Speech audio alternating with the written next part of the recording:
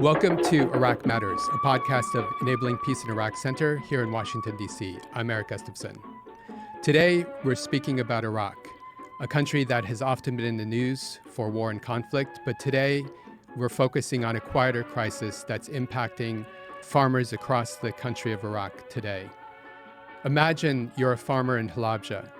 You grow walnuts, pomegranates, and vegetables. You go to the well at dawn, as your family has for generations. You turn on the pump, and instead of water, it starts sucking mud. The well is running dry. You look out at your orchards and your fields. You know that without water, all is at risk of withering and dying. For too many farmers across Iraq, this is happening right now, a catastrophic drought fueled by climate change and poor water management. We're seeing aquifer levels plummet. In the city of Erbil and surrounding areas, the groundwater level has dropped more than 500 meters in the past 20 years. For comparison, the Eiffel Tower is 330 meters high.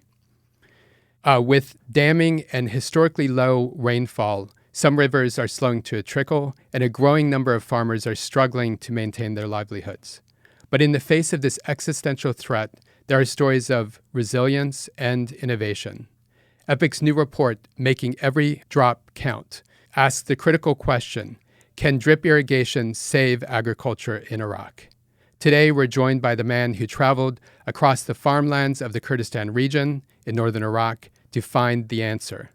The report's lead researcher and author, Winthrop Rodgers. Welcome, Win. Hi, thanks for having me. You spent weeks on the ground from the mountainous areas surrounding Halabja to the greenhouses of Erbil. Start with painting a picture for some of our viewers. When they think of Iraq, they might think of deserts. So what did you find when you were there? So the Kurdistan region is comprised of the four provinces in northern Iraq along the Turkish and Iranian borders. And much of it is really mountainous, but you do have some sort of flat and hilly areas sort of closer to what we call federal Iraq or southern Iraq. But farmers have been growing crops here for millennia. This is the cradle of civilization.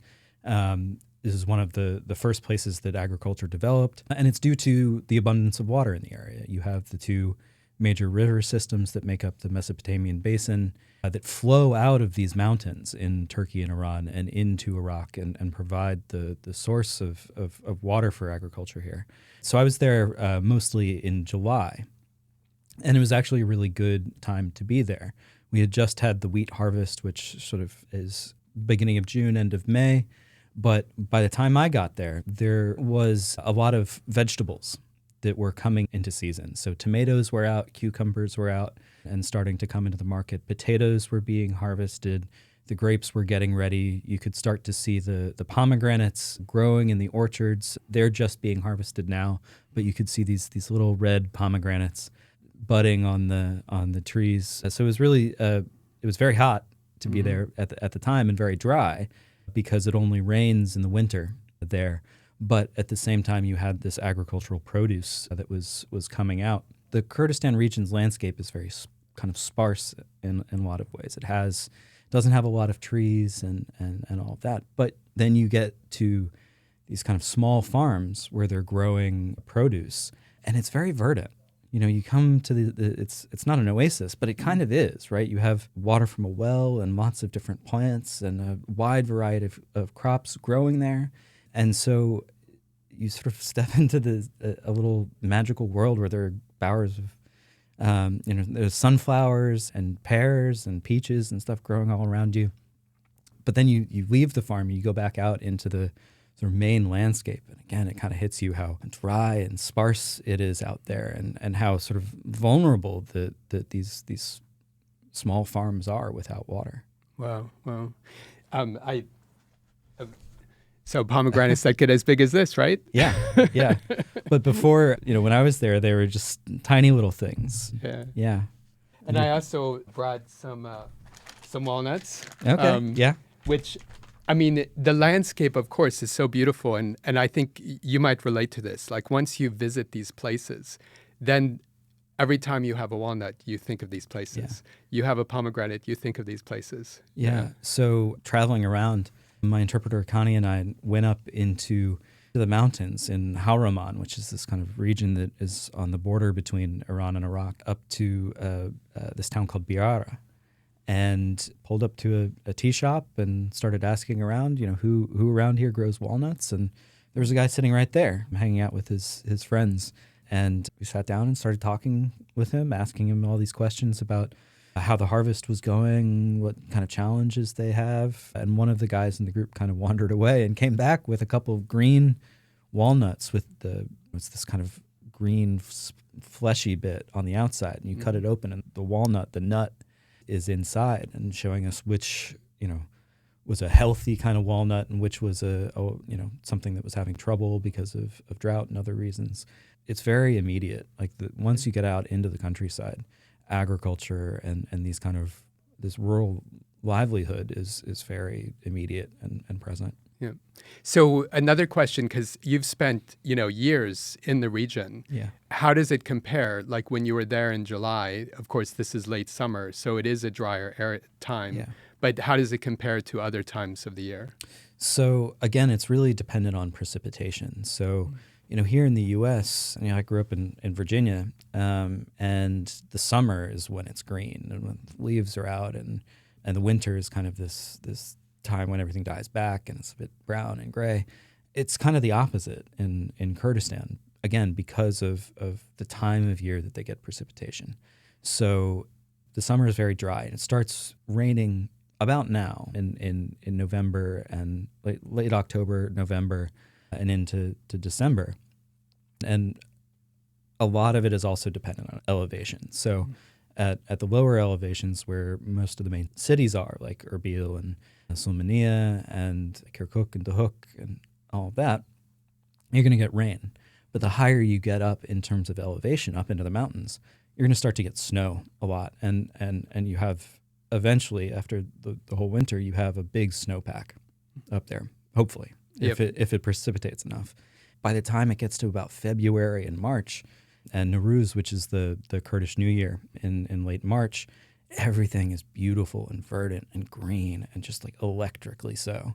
And you have poppies are growing and all sorts of wildflowers. And it's really, really, really beautiful. And then as soon as the rain kind of stops in late April, early May, everything starts to dry out. You can kind of see the water seeping out of the hillsides where the top is starts to get brown, and then it's still green at the bottom, but over the course of a couple of weeks you can just see it drain right out of the hillsides.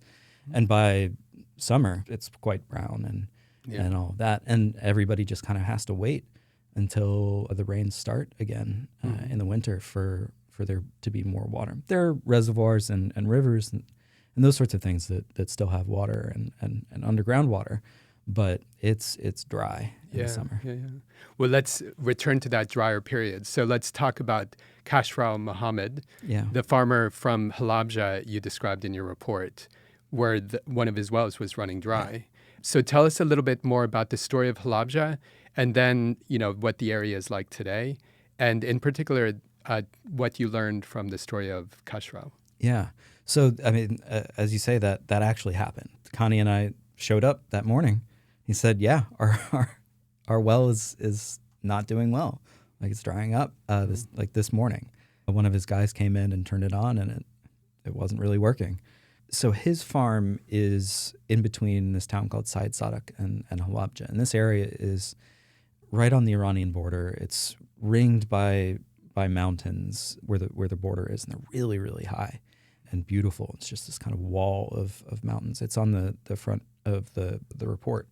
That's the range. And but Halabja is this kind of small city there in this bowl, and it's got fields and orchards all around it. It's famous for its pomegranates. They grow a lot of wheat and barley and rice and lots of vegetables in this valley. But that's not primarily in the outside world what Halabja is known for. The Kurds are a minority within Iraq and have fought against the central government in Baghdad for a long time during the 60s and 70s and into the 80s. And in 1988, Saddam Hussein and the Ba'athist dictatorship instigated this genocidal campaign known as the Anfal, where they would clear out villages and towns in rural areas. They would take most of the men and boys down to the southern Iraq and kill them and bury them in mass graves there. But they also used chemical weapons against civilians. And this was at a time when Iran and Iraq were fighting a very brutal war between them, and it was sort of the end stages of this. And Iran was pushing on the northern front to trying to get into Kurdistan. And the politics is very complicated. I won't go into it too much, but the Iraqis accused the Iranians of using local Kurdish groups to assist them in this push. And to attack the civilians, they used chemical weapons on the town of Halabja. They dropped them from planes. It was VX and mustard gas and sarin and allegedly some other chemicals. And it killed 5,000 civilians. So this is the largest chemical attack against civilians since World War I. It's something that really lives in infamy. And they tried to cover it up as well and basically destroyed much of the town of Halabja, which has grown back since the Kurdistan region got autonomy in the 1990s. This place is trying to develop again, try to become a city again, and try to rebuild its economy that was devastated almost 40 years ago. And so agriculture in this area is really, really vitally important because there's not much else in terms of the economy. Khosrow, he has this farm and is trying to make it work by growing lots of different vegetables and fruits, and he has some grain production as well, I think, or at least his neighbors do. But it's all dependent on whether there's water. Mm-hmm. And so, this vital aspect of the local economy that's kind of struggling to recover still from this historical tragedy is now very much at risk because of the effect that climate change and access to water is having on agriculture. Wow. And as you reported, you included the World Bank report from 2020. I mean, agriculture is actually quite vital. Yeah. I believe 2 out of every 10 jobs in Iraq is directly connected to the agricultural sector. So in that area, Halabja, of course, it's like 8 out of 10 jobs, right? Yeah. I'm not sure of the exact figure, but it is what is important there. Mm-hmm. And it shows up in the culture every year that they have a pomegranate festival around now. So it's a big part of the calendar, and a lot of young people, they're engaged in agriculture. So if this sector gets really damaged, then it's going to have a really outsized effect in a place like Halabja. Yeah, I always remember that area of Halabja when you're close to the border. You know you're close to the border because you get a message on your cell phone. Yeah. If you get too close, you get a little text saying, these are the rates for Iran on their network. Yeah. And it is really quite close, and people go back and forth, and there are a lot of family ties across the border. And for Kurds, it's all Kurdistan, right? Yeah. So, of course, we've been talking about, these drought conditions in the north, but it's not just happening in the north. It's hitting all of Iraq and the south. In your report, you also talked with the farmer Walid al-Sadani down in the marshlands of Chibayish in southern Iraq. Yeah. How is the crisis different down there? Yeah, so in some ways it's more acute, right? Mm-hmm. The water, there's much more precarity about water down there. And you're seeing at this point, it's not the conclusion because it's going to keep going, but this stage of really massive environmental damage that happened in the 1990s and that is now being completely exacerbated by climate change and developments upstream. So in the 1990s, right after the Gulf War, the Shia down there rose up against the Ba'athist government. The Kurds did too in the north at the same time, but the Ba'athist government put down this Shia revolt, and as punishment for that, they started draining large parts of the marshes. So his farm is down in Dikar, which is a governorate that is really dominated by these marshes, which used to be some of the largest wetlands in the world, and again had an economy that was very dependent on agriculture that was going on in the marshes, whether it was raising livestock or farming, and this wetland provided a lot of water to surrounding farms, even if you were kind of outside of it. Now what remains is really heavily impacted by really hot conditions in the summer, over 50 degrees Celsius, which is like, I think, about 120, 121 Fahrenheit. You have reduced flows from Turkey and Iran on the upstream rivers because of dams and that sort of thing. So you have just less water coming down into this area. You have dust storms and pollution, really bad pollution problems as well. You have, and I think we'll talk about this later, salt water coming up from the ocean that's poisoning farmland. So it's this massive environmental crime that happened in the 1990s that is now only getting worse because of what's happening today. And farmers down there have to be really close to water. In Kurdistan, it's above what we call the rain line, or the rain-fed line, where they can grow, technically, grains like wheat using just rain. Like, it doesn't necessarily produce a great yield, but it's possible to grow without access to irrigation. That line kind of goes down from Mosul around Kirkuk and then sort of down to the Iranian border. Below that, you can't grow grain without irrigation. Mm-hmm. So having less and less water in southern Iraq really, really impacts agriculture in a way that it doesn't, where there's a bit of a buffer up north in Kurdistan. Yeah, and it's tragic because, of course, these are the areas where agriculture first started. We can't forget that it was farmers who actually allowed the rise of civilizations because they were creating agricultural surpluses. So then you could have the rise of cities and people didn't have to depend on growing their own food. So you had that surplus. So you had these complex societies arising like the Sumerians and the Akkadians. And it's not just farmers that is affected by this kind of situation without water. So a few years ago, there were massive protests in Basra, which is this major city in the south. People were getting all sorts of stomach ailments and drinking salt water and stuff because the water was just so contaminated in the city. And the government has done some work to address this, but it's still a huge concern and there's a huge risk. So, while farmers are really bearing the brunt of a lot of this, it's getting into the cities as well. You wrote that Iraq is losing its farmers. Our friend from Waterkeepers Iraq, Nabil Musa, made a statement. It started all in here, again referring to the cradle of civilization, and seems like dying here before everywhere else. That's a devastating statement. Can you talk more about the human costs of this drought and climate crisis?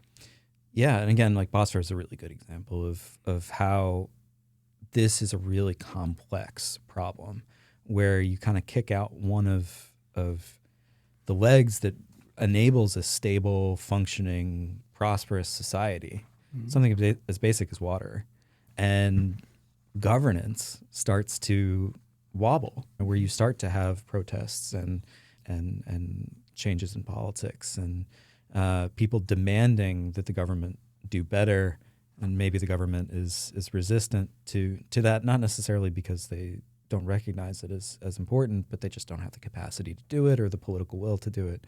And so it keeps going far beyond just like a very simple bit of water. And I think one of the things that makes it complex is it gets really into the economics of agriculture as well. So going around and talking with these farmers, I wanted to know about water. Like, tell me about how much you have, where are your wells, how deep are they, what about yields, and all this kind of stuff. And they wanted to talk about how they market their produce. Like, so much of our conversations ended up talking about the economics of agriculture in Iraq and whether or not they could actually sell what they grow, which is difficult. They're dealing with regional geopolitics and economics and imports from Iran and Turkey. They're dealing with gluts in the market whenever a product, when potatoes come on the market, it's harvest time. And so there are way more potatoes on the market at that time than people are going to eat them. And that's a problem for farmers, right? Because they're not going to get a good price. And so when you have a lack of water, poor governance, these economic challenges and financial challenges for farmers, they start to think about, what am I going to do? Is farming really going to meet the needs that I have and that my family has? And so they might move to the cities or migrate elsewhere. It really gets complex, and there's a lot of real suffering that happens as a result. Wow. And that's where water security then leads to a lack of food security, right? Yeah. So let's talk about one of the solutions your report focuses on, drip irrigation. For our listeners who might not know, what exactly is drip irrigation? And beyond just saving water, what are some of the tangible benefits you heard from farmers like Sheikh Jamal and Hamid Ismail? Yeah, so drip irrigation is not a fancy thing, right? It's a pretty simple system, or can be a very simple system. The idea is that you get water and nutrients directly to the root systems of plants in a controlled way. So to do this, you get a pump, you have a well or a water source of some kind, and a pump, and then pipes and hoses, like the system of pipes and hoses, where the hoses have little holes in them. So you plant a row of tomatoes, you lay out a hose with these little holes where each tomato plant is, for example, and then turn on the pump at a certain level, and the water goes out into the hose and delivers water, but also fertilizer and other nutrients to the plant in a very kind of controlled way. So this is something you've definitely seen in your own life. But it also can be really complex and computerized and use lots of technology to make this, to take labor off of farmers and all of that. But it does really two things. One, it conserves your source of water because it, if you use it right, uses less water than other types of irrigation that are present in Iraq. So historically, what Iraqi farmers have used is flood irrigation, where they have a canal or some source of water, and then they just flood the field with it until the field is kind of covered, and then they stop the flow. And that waters everything, but it's really inefficient, uses a lot of water. Or other things like sprinkler systems and that sort of thing, which are fine, and we use them here in the United States, but it's not as direct in terms of getting to the root systems of the plants. So it's a little bit more inefficient. And you're getting a lot of the evaporation, of course. Exactly. So drip irrigation, because you have that control and you're directing it exactly where it needs to go, it helps to conserve water. It also increases yields. So because you're getting nutrients and water right where they need to go, the plant really likes that and produces a lot more of pomegranates and bigger and more grain and all that sort of thing. So it's sort of this double whammy of a benefit for a farmer. Nice. What I love about the research and your network from spending so much time there is you connected with academics, and then they shared their research, and we looked at it, and it's interesting. There have been some studies looking at the implementation of drip irrigation in the Kurdistan region. One of those reports, which was quite striking, was a tomato study from Penjwan, which is a growing region in Sulaymaniyah. Yeah. And it found that the farmers had been using drip irrigation, but they were still using more water than drip irrigation farmers in, say, Turkey or Spain. And in fact, in some cases, the levels were as much water as you'd be using or even more if you were doing traditional flood irrigation. So what does that tell us about the difference between just having the technology and then knowing how to use it? And the one question I had about that study, of course, is how long had those farmers been using drip irrigation? Because if they were new in adopting that technology, maybe they were still working it out. Yeah. I mean, it was always interesting going around and talking to each of these different groups. So the farmers wanted more water, they wanted better markets, the politicians wanted a bigger budget, the scientists and the academics wanted more data. They always wanted more data, and better planning, and how can we learn more about what's happening out there in the fields. And they know a lot, but they wanted more, and they wanted better access to that kind of thing. But yeah, this study was really interesting. So Penjwen is located north of Halabja. It has this great sort of agricultural capacity, and they grow a ton of tomatoes there. What the study found is while the farmers were achieving really impressive yields, they used like 350 liters for each kilogram of tomatoes that they were growing using drip irrigation. And that's like 4 to 7 times more than in other places. Like it's a lot more. And basically they just left the water on too long, right? It's not that they were doing drip irrigation wrong in general, but just in this one specific way. And so like drip irrigation got to Kurdistan probably in the last 20 years, or became sort of more widespread. Again, this is not super complex technology or anything, but it does take some education. It does take some technical know-how. But once you get that, then it's quite simple and easy to use. But you need, like, you can go out and just buy this and install it, but you might not really know how to use it. And so you need guidance from experts. And so I think that there is a role here that can be played by the government and agricultural directorates and that sort of thing to help farmers to do this better. But a lot of the kind of learning and know-how that is spread around comes from farmers to farmers, neighbors talking with neighbors, and all of that.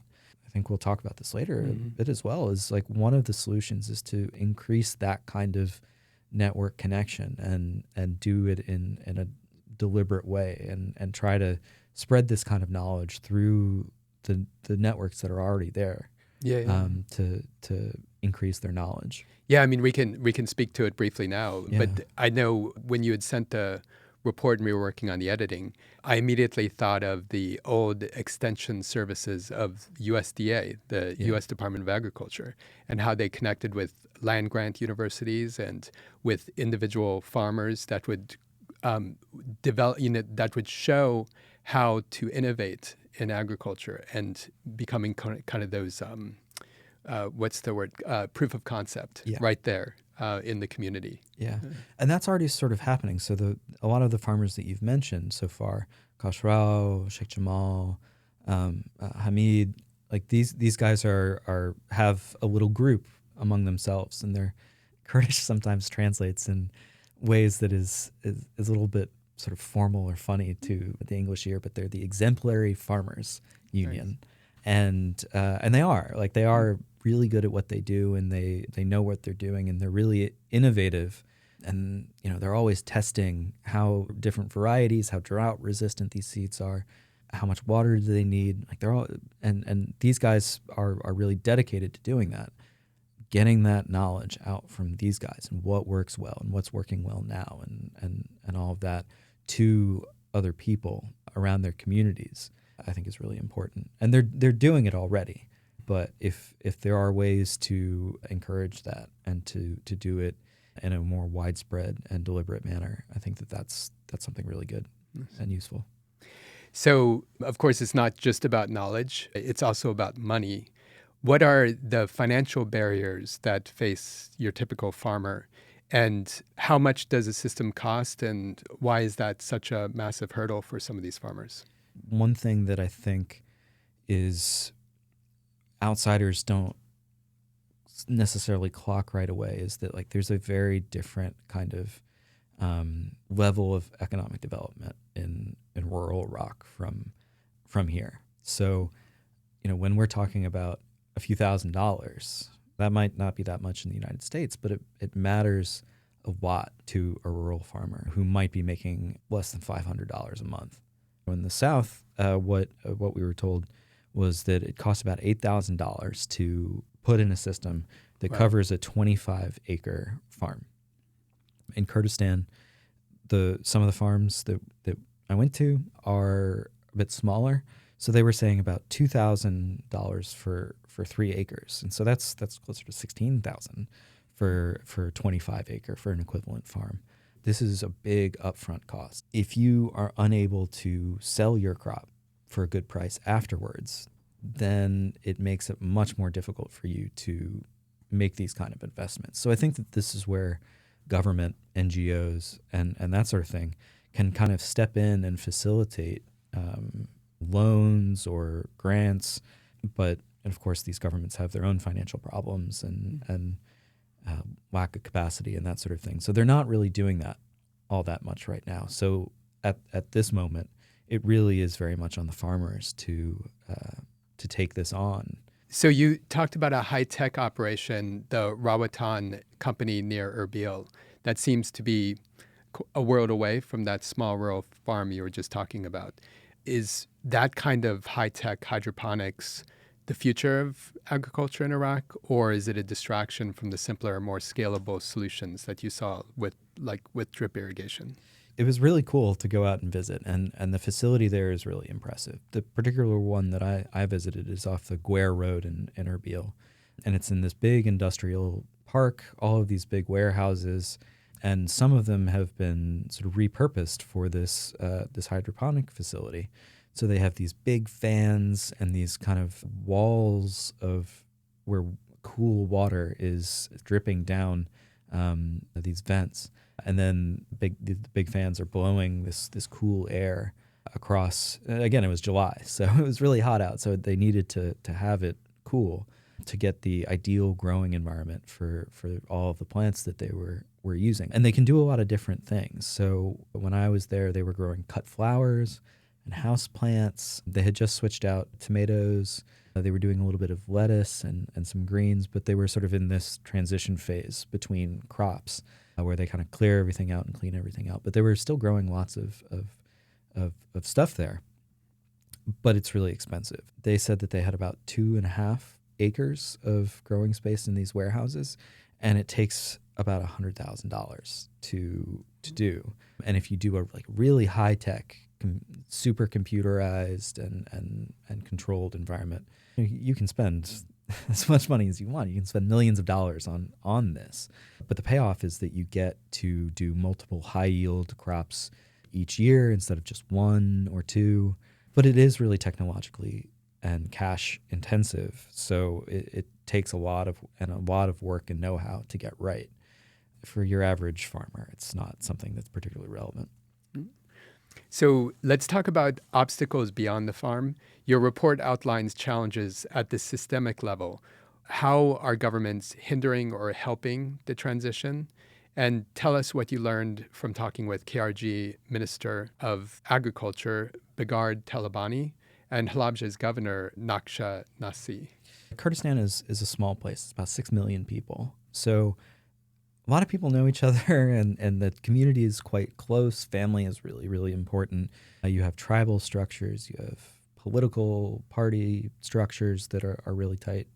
And so there are a lot of kind of information flows within this system. So the minister and the governor really know, they largely know what's going on, in a broad sense. They have advisors. They talk with farmers. When my interpreter Connie and I visited Nuksha in Halabja, where she's the first female governor in Iraq, we were sitting around waiting in her office, and one of her aides was trying to arbitrate this dispute between a couple of guys over the ownership of a flock of goats. So it's in their offices. Agriculture and rural livelihoods are on their desk. It's very immediate. So they know what the problems are. And again, these problems have been known for a long time. Everybody's concerned about water insecurity, upstream damming, drought, underground water being used too quickly and not replenished. They know about the marketing problems, but do they have the budget and the capacity to actually deal with them? Is government dysfunctional? Is bureaucracy getting in the way of farmers being able to get loans to do drip irrigation or buy seeds or whatever? It's not particularly hopeful in that regard. And so you talk with these officials and they say, we know, but what? It's really they're kind of stuck. And so, again, like every kind of group that I went and talked with had their own kind of focus. And so, again, the farmers were like, let us drill more wells. We got to get that water. Government officials were like, we need budget. We need a budget. And they wanted budgets for things like ponds and dams to conserve water resources up in Kurdistan as well. The political parties are really very powerful all across Iraq, but in Kurdistan as well. And so both Begard and Nuksha are members of the same political party, the Patriotic Union of Kurdistan, or the PUK. They both have the ability to talk to their party colleagues in certain areas and kind of get things done through party systems rather than government systems. There are good things about that because, you just call up your party boss and he says, okay, yep, and something gets done in a certain area, but maybe that doesn't work in another area, and maybe it's not particularly democratic either. You interviewed some brave environmental activists like Nabil Musa of Waterkeepers Iraq and Jazem al-Assadi of Nature Iraq.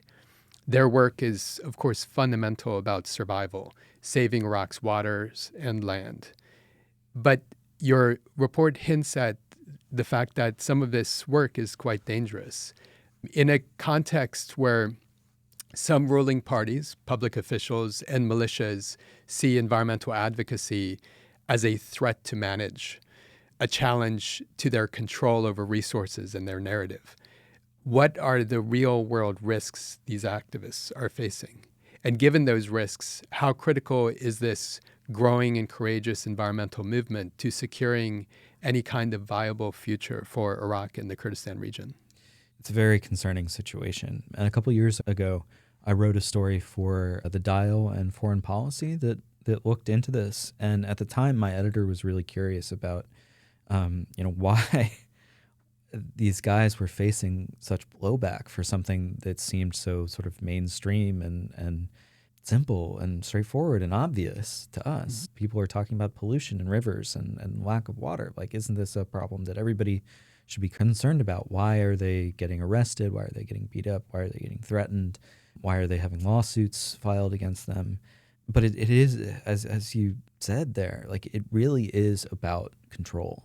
So even if you're not doing something partisan or overly pointed against any particular politician or militia or interest, like they see it all as a threat to their power and influence. The ruling parties, both in federal areas and in the Kurdistan region, want control, and any kind of criticism or even advocacy is taken very seriously and reacted very strongly against by these interests. So you might be talking about water, but to them, you're talking about really challenging their power, like from their perspective, and that's how they treat it anyway.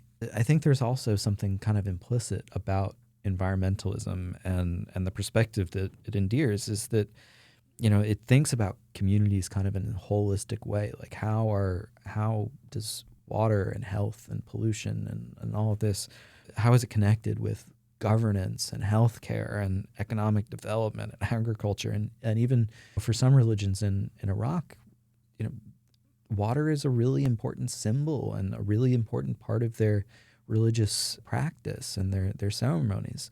And so once you start bringing these elements of life in Iraq to the fore, and environmentalism does that, then it gets reacted against. But I think that the leadership could really stand to have some of that more holistic thinking that environmentalism does bring to the table.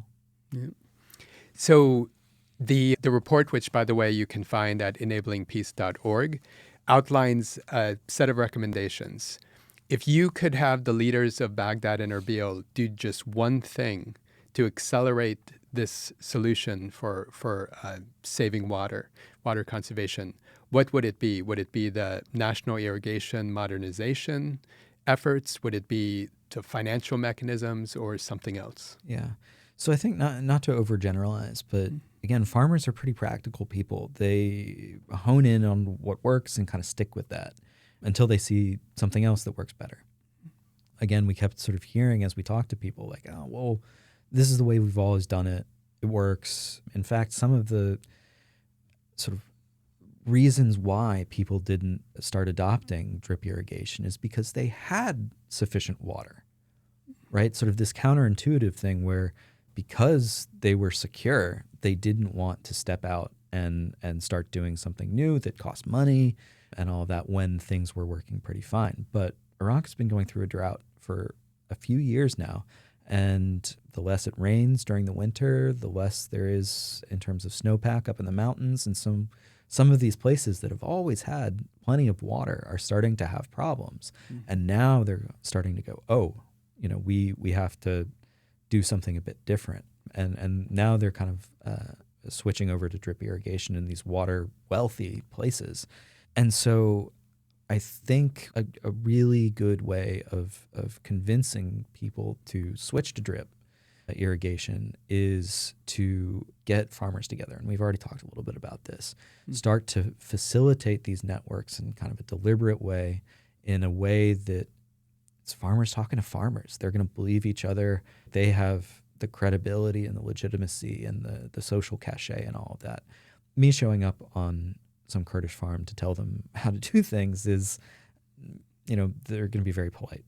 But if Sheikh Jamal or one of these other guys comes and says, here, let's talk about this, that's going to be much more effective. So I think that what government can do is to try to facilitate these networks a bit and show farmers the benefits of drip irrigation for themselves, and then put funding behind that to make it work. And so maybe that's two things, but make that program work by putting political will and funding behind that. Nice.